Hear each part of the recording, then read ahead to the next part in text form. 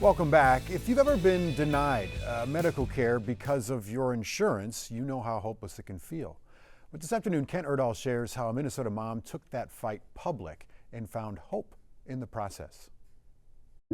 Millions of people have spent the week following the incredible journey of one-year-old Stella McMahon. It has been a wild ride. We're very thankful. Alexandria McMahon says her daughter's ride really began 1 year ago this week. It was dire. A series of tests revealed a devastating diagnosis: infant T-cell leukemia. I think they haven't had this kind of T-cell here at Children's for over 20 years. She has a rare form of an already rare disease. Dr. Lane Miller says Stella immediately began treatment, including chemotherapy, at Children's Minnesota, and it was working. She got down to no detectable disease, which is a huge win, a huge win. But she recently lost the ability to continue treatment. She has a viral illness right now. Stella needs healthy T-cells to fight that virus, but her chemo wiped them out. The only other option out there is to bring some more T-cells back in. And Dr. Miller says Cincinnati Children's just happens to offer T-cell infusions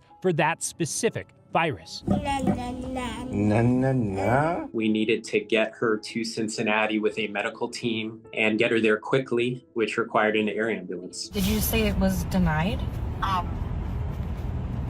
Yeah, the prior authorization got denied. But Stella's insurance disagreed, claiming that she was well enough to travel over 24 hours by land. It's very frustrating. Dr. Lane filed an appeal, but instead of waiting, It will take 24 to 72 hours. Alexandria decided to post the call on social media. It took off, and our community absolutely showed up for us. Her videos generated millions of views and much more. So we got a phone call at about 9 a.m.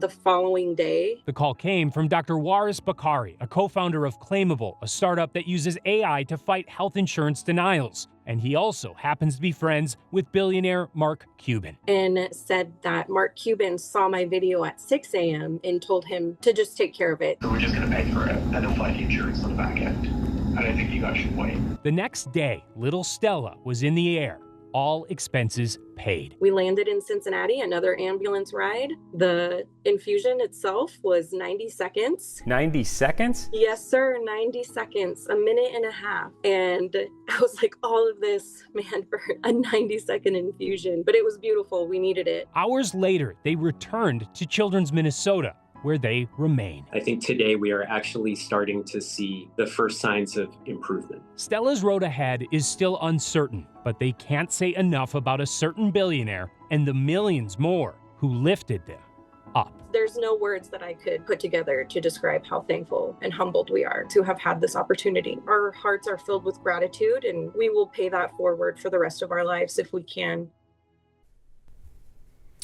Great story, Kent Erdahl. Since her videos went viral, Alexandria says her insurance reversed their decision. She says that they wouldn't say what prompted the change. This afternoon, Caitlyns Closet is asking for the community's help to stock their shelves. The nonprofit, it's based in Eagan, provides for families with items that they need. The group says they are in need of children's clothes, specifically 24 months to youth 18 sizes. They're accepting clothes for all seasons, but are focusing on summer items.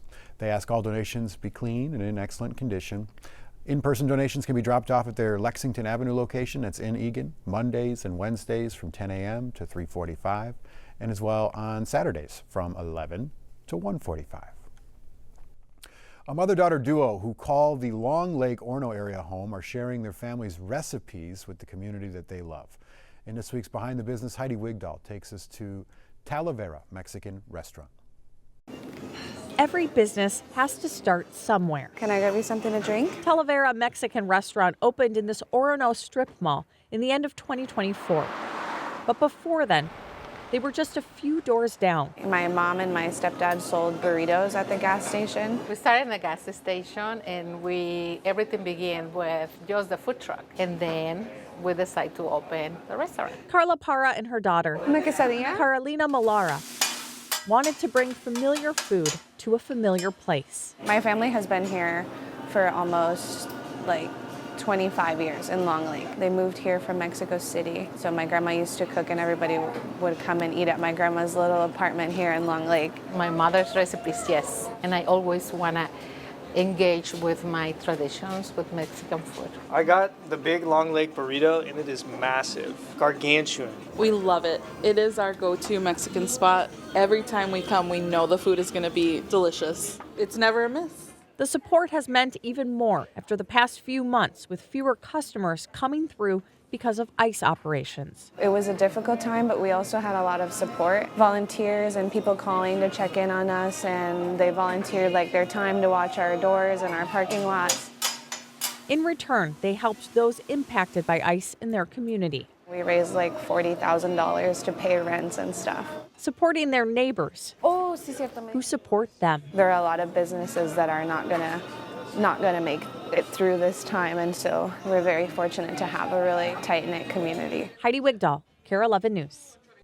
The family's food truck, Al Chile Street Food, will be at U.S. Bank Stadium on April 10th and 11th for the Morgan Wallen concert. Stick with us. More news and weather coming up after the break.